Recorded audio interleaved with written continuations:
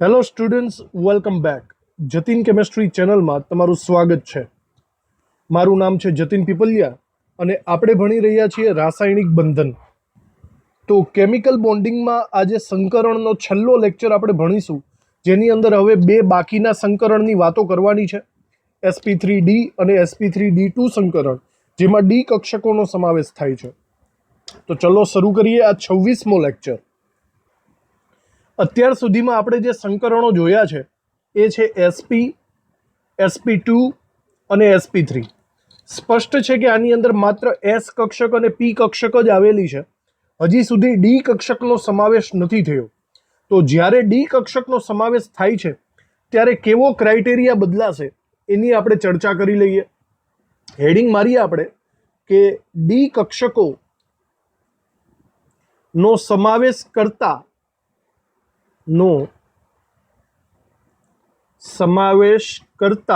તત્વોનું સંકરણ. આવા આપણે બે સંકરણ જોવાના છે. આગળ હેડિંગ જોઈ ચૂક્યા છે, sp3d અને sp3d2. આની અંદર મેઇન વસ્તુ તમે સમજી લ્યો. પહેલા ડી કક્ષક સૌથી પહેલા ચાલુ થાય છે ત્રીજા આવર્તથી, એટલે ત્રીજા આવર્તના તત્વોથી તમે આ ડી નું સંકરણ સમજી શકો છો. લખી શકો છો આગળ કે ત્રીજા આવર્તમાં s, p અને ડી કક્ષકો આવેલી છે.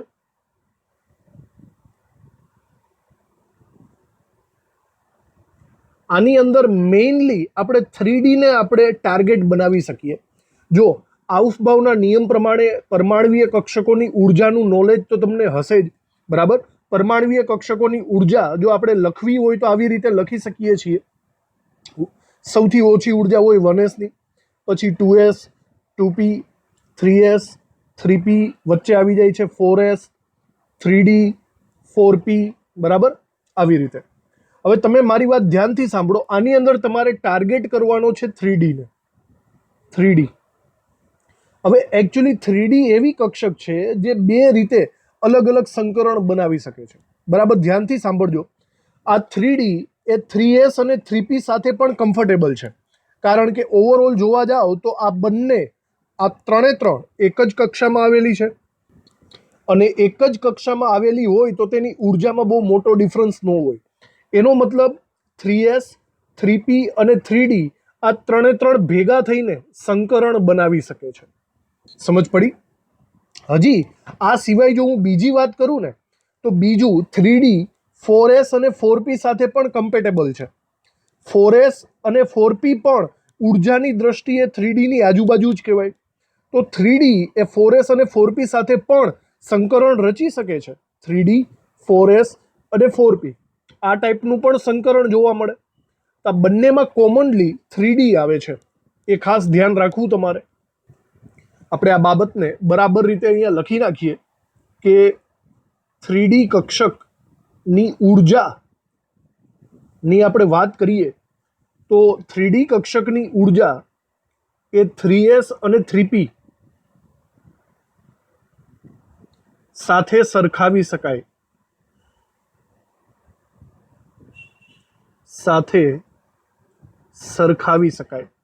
અને એની સાથે સાથે 4s અને 4p સાથે પણ સરખાવી શકાય.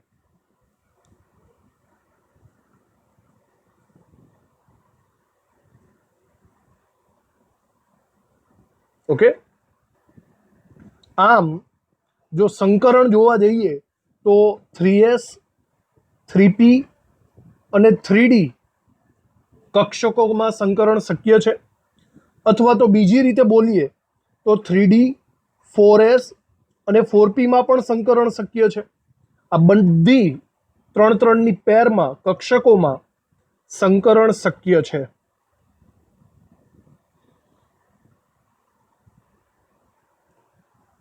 હવે આ જ રીતે તમે કદાચ વિચારતા હોય કે ભાઈ આ 3p ને 4s સાથે આપણે સંકરણ કરી નાખીએ, તો એ પોસિબલ નહીં બને, કારણ કે 3p અને 4s વચ્ચે ઉર્જાની દ્રષ્ટિએ તફાવત બહુ વધારે છે. તો બહુ વધારે ડિફરન્સ હોવાના કારણે આપણે 3p અને 4s ને સાથે કનેક્ટ સંકરણ નથી કરી શકતા. તો એક વાક્ય નીચે લખી નાખીએ કે 3p અને 4s કક્ષકોમાં ઉર્જા તફાવત વધારે છે, ઉર્જા તફાવત વધુ છે, માટે 3p 3d અને 4s આ કોમ્બિનેશન પોસિબલ નથી. 3p 3d અને 4s જો આ કોમ્બિનેશન કરવા જશો તો એ બરાબર નહીં થાય, કારણ કે ઉર્જાનો તફાવત વધી જાય છે, સંકરણ ન થાય.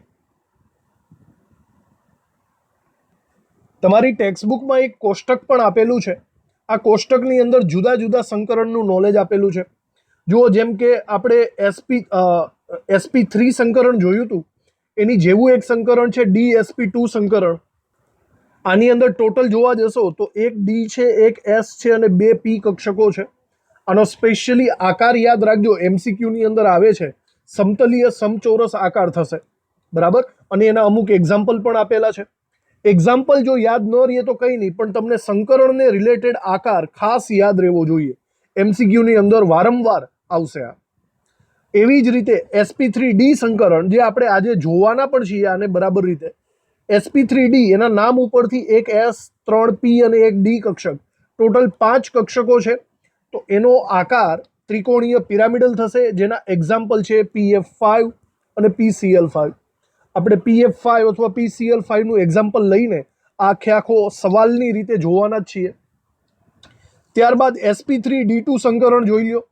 sp3d2 સંકરણ એમાં એક s 3p અને 2d ટોટલ 6 કક્ષકો છે. તે જોવા જાવ તો અહીંયા એકચ્યુઅલી ખોટું લખેલું છે, એ નહીં, એસ્ટોફલિક બરાબર છે, કારણ કે અહીંયા એક્ઝામ્પલ અલગ આપ્યું છે. brf5 નું સ્ટ્રક્ચર દોરો એટલે ઓટોમેટિક ખબર પડી જાય કે બ્રોમિન પાસે એક લોન પેર છે. આનો આકાર ભૌમિતિક આકાર અષ્ટફલકીય છે, પણ એકચ્યુઅલી માત્ર આકાર જોઈએ તો એ ચોરસ પિરામિડલ થશે. ઓકે, તમને યાદ હશે VSEPR સિદ્ધાંતમાં આ વસ્તુ આવી ગઈ. એક લોન પેર પણ છે. ત્યારબાદ sp3d2 અને d2sp3 આ બંને ટાઈપના સંકરણ એ અષ્ટફલકીય રચના ધરાવે છે, જેના એક્ઝામ્પલ છે sf6 અને બીજા જુદા જુદા સંકીર્ણ આયનો આપણે sf6 ભણવાનો થશે. તો ફરીથી તમારે આ સંકરણ અને તેમના આકાર ખાસ યાદ રાખવાના છે, બરાબર રીતે આની નોંધ રાખવી તમારે. ચલો, તો હવે આપણે ધીમે ધીમે આ બંને સંકરણને સમજી લેવાના છે. આગળ જે ટેકનિકથી ભણતા હતા એ જ ટેકનિકથી સૌથી પહેલાં આપણે PCl5 ની રચના સમજવાની છે. અને આ PCl5 ની અંદર sp3d સંકરણ આવેલું છે. IMP સવાલ છે, તમને પૂછી શકે કે sp3d સંકરણ PCl5 ની રચના દ્વારા સમજાવો. તો 3 માર્ક્સની અંદર આકૃતિ સહિત તમારે આ ડ્રોઈંગ કરવું પડશે. તો sp3d સંકરણની અંદર બહુ સારી રીતે આપણને ખબર છે કે એક s કક્ષક આવેલી હોય છે, 3 p કક્ષક હોય છે અને એક d કક્ષક હોય, તો જેનું નામ પડે sp3d કક્ષકો. તો એક s 3p અને એક d કક્ષક એકબીજા સાથે સંમિશ્રિત થશે અને સમાન આકાર, સમાન ઉર્જાવાળી તેટલી જ સંખ્યાની નવી કક્ષકો બનાવશે. આ નવી કક્ષકો એ આપણા સંકર કક્ષકો થશે. ટોટલ 5 સંખ્યાની સંકર કક્ષકો બનશે, જેને આપણે નામ આપશું sp3d સંકર કક્ષક. આ દરેકે દરેક સંકર કક્ષક જ્યારે એકબીજા સાથે જોડાશે એટલે આનો આકાર સ્પેશિયલી કેવો થવાનો છે? ત્રિકોણીય દ્વિપિરામિડલ આકાર. જુઓ બરાબર, સમતલમાં ત્રિકોણ છે અને ઉપર નીચે એક એક લંબ સ્વરૂપે કક્ષક આવેલી છે, જેથી એનો આકાર ત્રિકોણીય દ્વિપિરામિડ બની જાય છે. અહીંયા જો હું બંધકોણની વાત કરું તો બંધકોણ અહીંયા 2 પ્રકારના થશે. જો ત્રિકોણની અંદરની વાત કરીએ તો 120 ડિગ્રીનો ખૂણો બને છે, અને ઉપર નીચેની વાત કરીએ તો 90 ડિગ્રીનો ખૂણો બને. સમતલની વાત કરો, દાખલા તરીકે આ સમતલ થઈ ગયું, તો સમતલની અંદર ત્રિકોણ આવેલો છે. આ ત્રિકોણ 120 ડિગ્રીનો ખૂણો બનાવે છે, અને સમતલની ઉપર નીચે જે લંબ સ્વરૂપે રહેલો છે એ 90 ડિગ્રીનો ખૂણો બનાવે છે. ઓકે, અહીંયા પરમાણુઓ હવે કંઈક આવી રીતે જોડાશે. આપણે આજુબાજુ PCl5 નું એક્ઝામ્પલ લીધેલું છે, તો આજુબાજુ 5 ક્લોરીનને જોડવા પડે. તો ક્લોરીનનો આકાર ગોળાકાર ન હોય પણ S કક્ષક હોય, પણ અહીંયા સમજવા ખાતર સમજી લઈએ કે સમતલીય ત્રિકોણમાં આવી રીતે 3 સંકર કક્ષકો સાથે કોઈને કોઈ પરમાણવીય કક્ષક જોડાઈ જશે. આ જે બંધ રચાય ને, બરાબર સાંભળજો, આ જે સમતલની અંદર જે બંધ રચાય છે, આ બંધોને આપણે વિષુવવૃત્તીય બંધ નામ આપવાનું છે, વિષુવવૃત્તીય બંધ. અને હવે જ્યારે લંબ સ્વરૂપની વાત કરો, સમતલની ઉપર નીચે, બરાબર, તો અહીંયા પણ જે સંકરણ થશે, અહીંયા આ ટાઈપના બંધ થોડાક એવા અલગ પડશે. આ પ્રકારના બંધને આપણે એક્સિયલ બોન્ડ એટલે કે અક્ષીય બંધ તરીકે ઓળખીશું. 90 ડિગ્રીના ખૂણે હોય છે. અક્ષીય બંધ અને વિષુવવૃત્તીય બંધ એકબીજાથી અલગ અલગ હોય છે. સ્પેશિયલી જે અક્ષીય બંધ હોય છે ને, એની લંબાઈ વધારે હોય છે. તમને ખબર હોવી જોઈએ કે જેની લંબાઈ વધારે હોય એને તોડવો એકદમ સરળ બને. મતલબ જો આ એક્સિયલ બંધની બંધ લંબાઈ વધારે છે, એનો મતલબ એમ થશે કે વિષુવવૃત્તીયની કમ્પેરિઝનમાં આ બંધ સરળતાથી તૂટી જશે. સમજાણું? તો આનું એક્ઝામ્પલ જે આપણે લીધેલું હતું એ એક્ઝામ્પલ અહીંયા દર્શાવી દઈએ. આ છે PCl5 નું એક્ઝામ્પલ. જોઈ લ્યો, વચ્ચે સંકર કક્ષકો છે અને આજુબાજુ ક્લોરીન જોડાયેલો છે. આવી રીતે બધા સિગ્મા બંધ બનવાના છે. ક્લિયર? તો આપણે લખીએ, આની અંદર મધ્યસ્થ પરમાણુ તરીકે ફોસ્ફરસ હોય. દર વખતની જેમ આપણે ઇલેક્ટ્રોન રચના ખાસ લખવી પડશે. ફોસ્ફરસનો પરમાણુ ક્રમાંક 15 છે, એટલે કે 15 ઇલેક્ટ્રોન ગોઠવવાના છે. તો નિયોન એટલે કે 10 ઇલેક્ટ્રોન તો આમને આમ જ આવી જશે. આના પછીની જો વાત કરીએ તો આની પછી આવશે 3s, 3p અને એના પછી આવે છે 4s. પણ આપણે ડાયરેક્ટલી 3d સાથે કનેક્ટ કરી શકીશું. 3s, 3p અને 3d એમની કક્ષકોને પણ જો ડ્રો કરવી હોય, લાસ્ટ ટાઈમ આપણે ડ્રો નહોતા કરતા, પણ ડ્રો કરવી હોય તો આવી રીતે કરી શકાય છે. 3d માં 5 કક્ષકો. હવે આમાં ઇલેક્ટ્રોન ગોઠવીએ તો ચલો, નિયોનની અંદર 10 થઈ ગયા. પછી આપણે કરી શકીએ 11, 12, 13, 14, 15. આ ઇલેક્ટ્રોન રચના આવી રીતે પોસિબલ બનશે. ઓકે, 3s2, 3p3 અને 3d આખી ખાલી છે. ચલો સંપૂર્ણ લોજિક ફરીથી દોડાવીએ કે અહીંયા ફોસ્ફરસ Cl5 એટલે કે 5 બંધ એને બાંધવાના છે. 5 બંધ બાંધવા હોય તો તેની પાસે 5 સિંગલ ઇલેક્ટ્રોન્સ હોવા જોઈએ. અહીંયા મને 5 સિંગલ ઇલેક્ટ્રોન નથી દેખાતા, માત્ર 3 જ સિંગલ ઇલેક્ટ્રોન દેખાય છે. એનો મતલબ તમારે ઉત્તેજિત કરવો પડશે. ઉત્તેજિત કરીને એક ઇલેક્ટ્રોનને પાછળ દાખલ કરવો પડશે. તો હવે ફોસ્ફરસને ગરમ કરશું તો એ ઉત્તેજિત થશે. ઉત્તેજિત થશે તો ઇલેક્ટ્રોન રચના કંઈક આવી રીતે આપણે લખી શકીએ. ફરીથી કક્ષકો દોરી નાખવાની.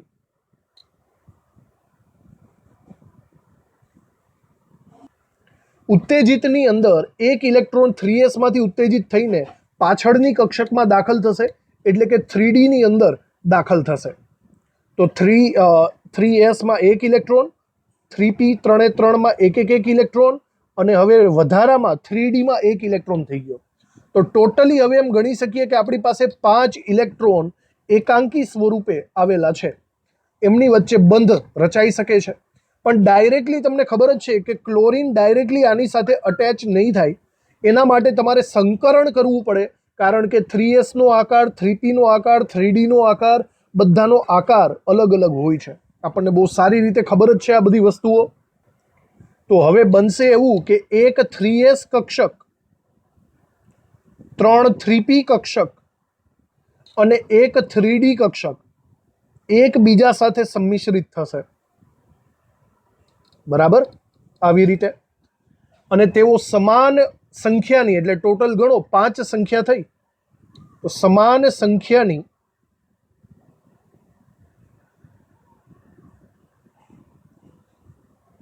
સંકર કક્ષકો બનાવશે. આ સંકર કક્ષકોને આપણે શું નામ આપીશું? એક s, 3p અને એક d ઉપરથી sp3d સંકર કક્ષકો નામ આપી શકાય છે. આ 5 સંકર કક્ષકો ત્રિકોણીય દ્વિપિરામિડલ સ્વરૂપે હશે અને હવે એની અંદર ક્લોરીન સાથે બંધ રચના શક્ય છે. જુઓ, એક ઇલેક્ટ્રોન તો ઓલરેડી એની અંદર તો છે જ, અને ક્લોરીન પાસેથી વધારાનો એક ઇલેક્ટ્રોન મેળવીને બંધ બનાવી નાખશે.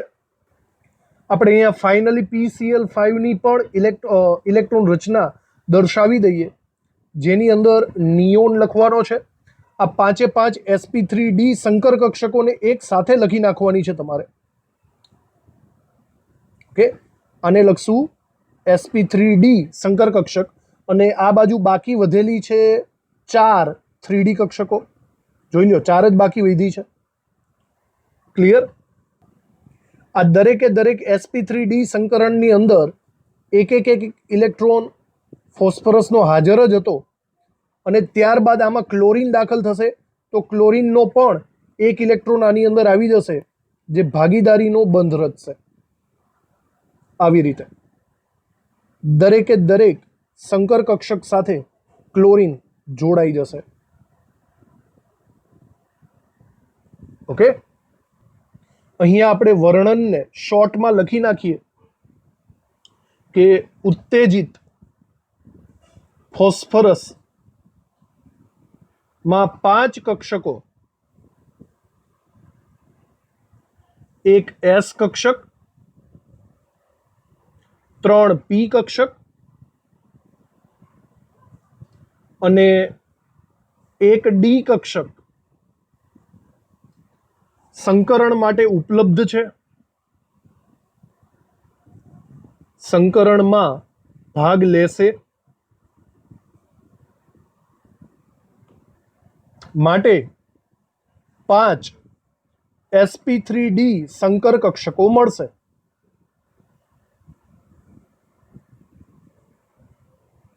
અને એનો આકાર કેવો થશે? એનો આકાર આપણે અહીંયા બાજુમાં દોરીએ, ત્રિકોણીય પિરામિડલ આકાર થશે. ત્રિકોણીય દ્વિપિરામિડલ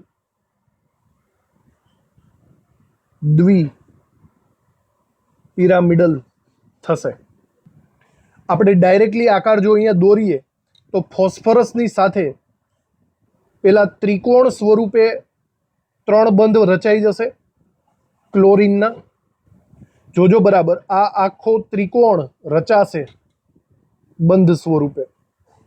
સમતલીય ત્રિકોણ કહી શકીએ આપણે એને. આ સમતલીય ત્રિકોણની ઉપરની સાઈડ એક બંધ રચાશે અને નીચેની સાઈડ એક બંધ રચાશે. ઉપર અને નીચેના જે બંધ છે ને, એને થોડાક એવા લાંબા બંધ રાખજો, જેની ડિસ્કશન આપણે આગળ કરેલી જ છે. આવી રીતે લાંબા બંધ રાખવાના. તો આ આકારને આપણે કહી શકીએ ત્રિકોણીય દ્વિપિરામિડલ આકાર. આના વિશે હજી થોડી ઘણી બાબતો આપણે લખવાની છે કે આ જે આકાર છે, અહીંયા લખીએ આપણે, ત્રિકોણીય દ્વિપિરામિડલ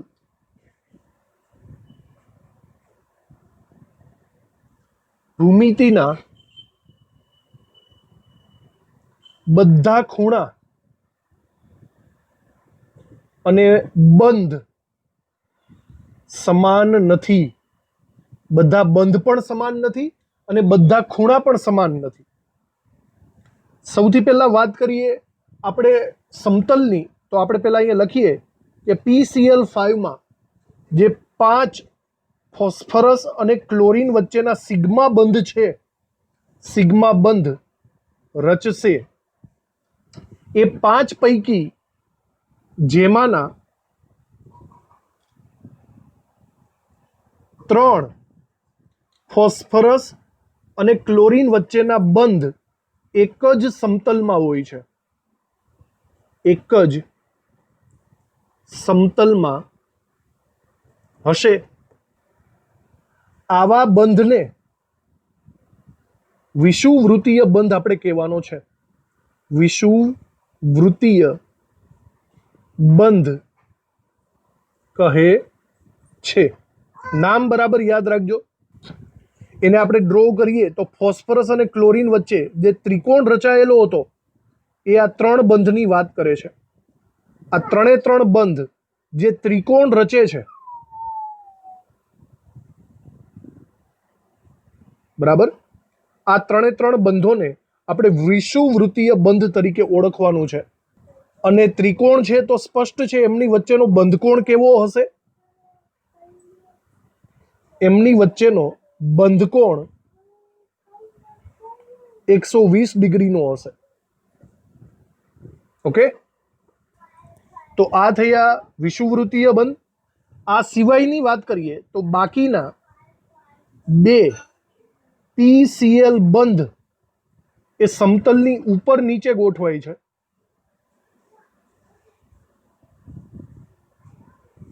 ઉપર નીચે ગોઠવાય છે. તેને આપણે અલગ નામ આપશું. તેને આપણે અક્ષીય બંધ કહીશું. અક્ષીય બંધ કહે છે. જુઓ, એ અક્ષીય બંધને આપણે દર્શાવીએ તો ફોસ્ફરસ અને ક્લોરીન વચ્ચેના આ બંધ આવી રીતે દર્શાવાય છે. ફોસ્ફરસ અને ક્લોરીન થોડાક લાંબા બંધ દર્શાવવા આમાં, અને સમતલની લંબ સ્વરૂપે હોવાથી એમનો બંધ કોણ કેટલો થશે? 90 ડિગ્રીનો થશે. જોજો, આખે આખો 180 નો નહીં ગણી લેતા, તમારે આની સાથે બંધકોણને મેચ કરવાનો છે. 90 ડિગ્રી, સમતલને 90 ડિગ્રીનો ખૂણો આવશે. અને ઉપરની આકૃતિમાં કોઈ પણ ખૂણો લઈ લો સમતલમાં તો એ 120 ડિગ્રીનો આવશે. હવે એક સૌથી વધારે ઇમ્પોર્ટન્ટ વાત અહીંયા હું દર્શાવું છું, બરાબર જોજો, જે MCQમાં વધારે પડતું આવશે, દર વખતે પૂછાય છે. આપણે કમ્પેરિઝન કરીએ અક્ષીય બંધ અને વિષુવવૃત્તીય બંધનું.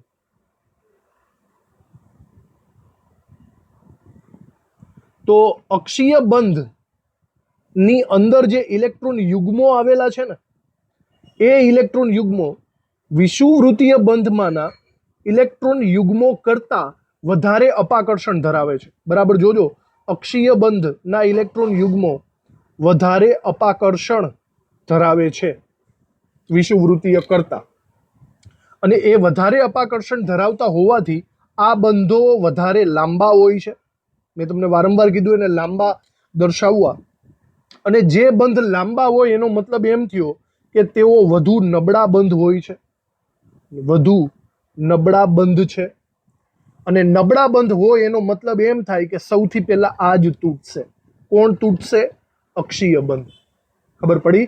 એનો મતલબ એમ થયો કે માટે PCl5 એ ખૂબ જ સક્રિય અણુ છે. સક્રિય અણુ છે. એના બે બંધને તમે સરળતાથી તોડી શકો છો. કયા બંધને સરળતાથી તોડી શકાય? અક્ષીય બંધ, જે લાંબા છે. એના કારણે તમને આ સમીકરણ ક્યાંક ને ક્યાંક જોવા મળેલું જ હશે કે PCl5 માંથી 2 ક્લોરીન નીકળી જાય, અક્ષીય બંધ એટલે કે Cl2 નીકળી જાય, તો કોણ વધે? PCl3. તમને આ સમીકરણ ઘણી બધી જગ્યાએ વારંવાર જોવા મળેલું જ હશે. અને ફેક્ટ છે કે PCl5 બહુ લાંબો સમય નહીં ટકી રહે. PCl5 માંથી Cl2 નીકળી જશે અને PCl3 વધશે. તો ચલો, આખી ટૂંકનોંધ અહીંયા પૂરી થઈ. આખી ટૂંકનોંધ PCl5 ને રિલેટેડ થઈ ગઈ, sp3d સંકરણવાળી. હવે આપણે બીજી એક ટૂંકનોંધ લેવાની છે નેક્સ્ટ સંકરણની. બીજી આપણી ટૂંકનોંધ આવશે SF6. SF6 ની રચના સમજાવો, આ પણ સવાલ પૂછાઈ શકે છે. અને એની અંદરનું સંકરણ છે sp3d2 સંકરણ. ઉપરનો જે સવાલ ચાલેલો છે સેમ ટુ સેમ સિચ્યુએશનમાં તમારે આ સવાલ લખવાનો છે. તો જુઓ બરાબર રીતે, અહીંયા sp3d2 સંકરણ કરવા માટે એક S કક્ષક, 3 P કક્ષકો અને 2 D કક્ષકોનો સમાવેશ આપણે કરવાનો છે. ત્યારે sp3d2 થાય. આ બધી કક્ષકો એકબીજા સાથે સંમિશ્રિત થશે અને 5 એટલી જ સંખ્યાની, સોરી 5 નહીં 6 sp3d2 સંકર કક્ષકો બનાવશે. આ દરેકે દરેક સંકર કક્ષકો એકબીજા સાથે ભેગી થઈને એક ચોક્કસ આકાર રચવાની છે. અને આ આકાર હશે અષ્ટફલકીય. ઓકે, અષ્ટફલકીય આકાર નોર્મલી તમને ખબર જ છે કે સમતલમાં ચોરસ હોય છે અને એની ઉપર નીચે લંબ સ્વરૂપે આવેલા હોય છે બંધ. ટોટલ 6 બંધને આપણે આવી રીતે દર્શાવી શકીએ. આની અંદર તમે કોઈ પણ ખૂણો બનાવો ને એ 90 ડિગ્રીનો જ થાય. બરાબર? આપણે જે એક્ઝામ્પલ લીધું છે SF6, એનો અણુ આવી રીતે કહેવાશે. ઓકે, તો SF6 ની રચના વિશે લખીએ તો મધ્યસ્થ પરમાણુ સલ્ફરથી ચાલુ કરવું પડે. સલ્ફર પાસે 16 ઇલેક્ટ્રોન હોય. આ 16 ઇલેક્ટ્રોનને આપણે લખીએ. નિયોન એટલે 10 ઇલેક્ટ્રોન થઈ જશે. એના પછી આવશે, આપણે અગાઉ કહ્યું હતું એવી જ રીતે 3s 3p અને 3d. 3s ની અંદર 1, 3p ની અંદર 3 કક્ષકો અને 3D ની અંદર 5 કક્ષકો હોય છે. આની અંદર આપણે ઇલેક્ટ્રોન ફિલઅપ કરીએ તો 16 ઇલેક્ટ્રોન, 10 તો આમાં જ આવી ગયા, પછી 11, 12, 13, 14, 15 અને 16 આવી રીતે ઇલેક્ટ્રોનની ગોઠવણી થશે. 3s2 3p4 બાહ્યતમ કક્ષાની ઇલેક્ટ્રોન રચના થશે. હવે પહેલી નજરે મને દેખાય છે કે અહીંયા 6 બંધ બાંધવાની જરૂર પડવાની જ છે, તો મારી પાસે 6 સિંગલ ઇલેક્ટ્રોન હોવા જોઈએ. જુઓ અહીંયા 6 સિંગલ ઇલેક્ટ્રોન છે? નથી. તો 6 સિંગલ ઇલેક્ટ્રોન નથી એનો મતલબ તમારે આને સલ્ફરને ઉત્તેજિત અવસ્થામાં લાવવો જ પડશે. બરાબર. અને જો આને ઉત્તેજિત અવસ્થામાં લાવીએ તો આપણે ઇલેક્ટ્રોન રચના લખી નાખીએ. સેમ ટુ સેમ ઉપરના જેવી જ ઇલેક્ટ્રોન રચના. સલ્ફરને જો ઉત્તેજિત કરીશ તો ફરક ખાલી એટલો જ પડશે કે 3s નો એક ઇલેક્ટ્રોન પાછળ ચાલ્યો જશે અને સાથે સાથે 3p નો પણ એક ઇલેક્ટ્રોન પાછળ ચાલ્યો જશે. 2 ઇલેક્ટ્રોન ઉત્તેજિત થશે. તો 3s માં એક ઇલેક્ટ્રોન, દરેકે દરેક 3p માં એક ઇલેક્ટ્રોન અને 2 ઇલેક્ટ્રોન 3d માં આવી ગયા છે. હવે તો હવે 6 સિંગલ ઇલેક્ટ્રોન થઈ ચૂક્યા છે. ડાયરેક્ટલી તમે ફ્લોરિનને આની સાથે જોડી નહીં શકો. બરાબર જોજો, કારણ કે આકાર બધાના અલગ અલગ છે. એસ, પી અને ડી કક્ષકોના આકાર અલગ અલગ હોય. તમારે અહીંયા સંકરણ કરવું ખૂબ જ જરૂરી બને છે, તો તમારે સંકરણ કરવું પડશે. જુઓ, સંકરણ કોની કોની વચ્ચે થશે? એક એસ કક્ષક, 3 પી કક્ષક અને 2 ડી કક્ષક વચ્ચે સંકરણ પોસિબલ બને છે. બરાબર. ટોટલ 6 કક્ષકો થઈ. આ 6 કક્ષકો એકબીજા સાથે જોડાઈ જશે અને સમાન ઉર્જા, સમાન આકારવાળી નવી સંકર કક્ષકો બનાવશે, જેને નામ આપણે આપશું sp3d2 સંકર કક્ષકો. સમજાણું? હવે આપણે ડાયરેક્ટલી જો SF6 ની ઇલેક્ટ્રોન રચના લખવી હોય, પહેલા હું એમ કહી દઉં કે આ sp3d2 ની અંદર દરેકની અંદર સિંગલ સિંગલ ઇલેક્ટ્રોન્સ તો આવેલા જ છે આવી રીતે. હવે આપણે નીચે SF6 ની ઇલેક્ટ્રોન રચના લખીએ, જેની અંદર નિયોન આગળ મૂકવાનો, પછી તમારે sp3d2 સંકર કક્ષકો મૂકવી પડશે આવી રીતે, અને પાછળ બાકી વધેલી 3 3D કક્ષક મૂકવી પડશે. બાકી વધેલી 3D કક્ષક, અને આ થશે આપણી sp3d2 સંકર કક્ષકો. તો સૌથી પહેલા તો સલ્ફરની પાસેના સિંગલ ઇલેક્ટ્રોન્સ તો આમાં હતા જ. હવે ફ્લોરિન પાસે રહેલા બાકીના એક ઇલેક્ટ્રોન ભાગીદારીનો તેની સાથે જોડાશે અને અહીંયા ભાગીદારીનું ઇલેક્ટ્રોન યુગ્મ કમ્પ્લીટ થશે. આ થઈ ગઈ SF6 ની ઇલેક્ટ્રોન રચના. અહીંયા આપણે નીચે એના વિશે થોડુંક એવું લખાણ લખી લઈએ શોર્ટમાં જ, કે ઉત્તેજિત સલ્ફરમાં એક S કક્ષક, 3 P કક્ષક અને 2 D કક્ષક બરાબર એકબીજા સાથે સંમિશ્રણ પામશે. સંમિશ્રણ પામી 6 sp3d2 સંકર કક્ષકો બનાવે છે. સંકર કક્ષકો બનાવશે. આ 6 સંકર કક્ષકોનો આકાર આપણને બહુ સારી રીતે ખબર છે, અષ્ટફલકીય, જે આપણે અહીંયા ડ્રો કરી લઈએ. મિડલમાં આપણે સલ્ફર રાખવાનો. મિડલની આજુબાજુ તમારે ચોરસ જેવી રચના બનાવવાની છે. બરાબર. સમતલમાં ચોરસ હોય છે જે ફ્લોરિન સાથે જોડાશે.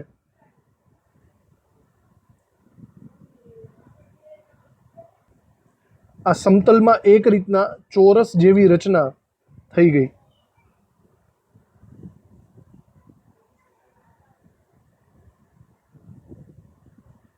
ઓકે. હવે સમતલની ઉપરની સાઈડ એક બંધ આવશે, 5મો, અને સમતલની નીચેની સાઈડ 6ઠ્ઠો બંધ. આ આકારને આપણે અષ્ટફલકીય આકાર કહી શકીએ છીએ. અષ્ટફલકીય આકાર. અને આની અંદરના દરેકે દરેક ખૂણા કેટલા હોય છે? 90 ડિગ્રીનો બંધકોણ ધરાવતા હોય છે. તો આ સવાલ અહીંયા પૂરો થાય છે. તમને યાદ હશે એક એક્સ્ટ્રા એમસીક્યુમાં આપણે વાત કરતા હતા ને, VSEPRમાં એક એવો સવાલ આવેલો. હું તમને એક સવાલ પૂછું આમાં કે ચલો તમે મને એમ કહો કે SF6ની અંદર ટોટલ 90 ડિગ્રીના કેટલા બંધકોણ છે? 90 ડિગ્રીના બંધકોણ કેટલા? વિચારો જોઈએ. તમે બે જવાબ આપશો તો ખોટું પડશે. અહીંયા 90 ડિગ્રીના ઘણા બધા બંધ બને છે. અહીંયા ખાસ લખજો કે SF6માં 90 ડિગ્રીના ફ્લોરિન સલ્ફર ફ્લોરિનના બંધકોણ ટોટલી કેટલા હોય? જો ગણીએ આપણે, પહેલા છે ને સમતલીય ચોરસની અંદર વાત કરો તો જુઓ, ફ્લોરિન સલ્ફર ફ્લોરિન આ એક ખૂણો 90 ડિગ્રીનો થઈ ગયો. બીજો ફ્લોરિન સલ્ફર ફ્લોરિન આ બીજો ખૂણો 90 ડિગ્રીનો થઈ ગયો. ફ્લોરિન સલ્ફર ફ્લોરિન આ ત્રીજો ખૂણો 90 ડિગ્રીનો થઈ ગયો. અને આ ફરીથી ફ્લોરિન સલ્ફર ફ્લોરિન. સમજાણું? 4 ખૂણા 90 ડિગ્રીના તો ચોરસની અંદર જ છે. એનો મતલબ 4 ખૂણા સમતલમાં. ક્લિયર? બીજા સમતલની ઉપરની સાઈડની આપણે વાત કરીએ, બરાબર જોજો. તો સમતલની ઉપરની સાઈડ ફ્લોરિન સલ્ફર ફ્લોરિન આવી રીતે એક બંધ થઈ જાય છે. પછી એક બીજો બંધ આવી રીતે આપણે કરી શકીએ. આ ફ્લોરિન સલ્ફર ફ્લોરિન આ બીજો 90 ડિગ્રીનો ખૂણો થાય. પછી ફ્લોરિન સલ્ફર ફ્લોરિન આ ત્રીજો ખૂણો 90 ડિગ્રીનો થશે. અને સિમિલર ચોથો ખૂણો 90 ડિગ્રીનો ફ્લોરિન સલ્ફર ફ્લોરિન. સમજાણું? તો ટોટલ 4 ખૂણા ઉપરની સાઈડ હોય છે 90 ડિગ્રીના, 4 સમતલમાં, 4 ઉપરની સાઈડ અને સિમિલર 4 નીચેની સાઈડ. જો ફ્લોરિન સલ્ફર ફ્લોરિન આવી રીતે આપણે બનાવી શકીએ 90 ડિગ્રીના ખૂણા. દેખાણા બધાને?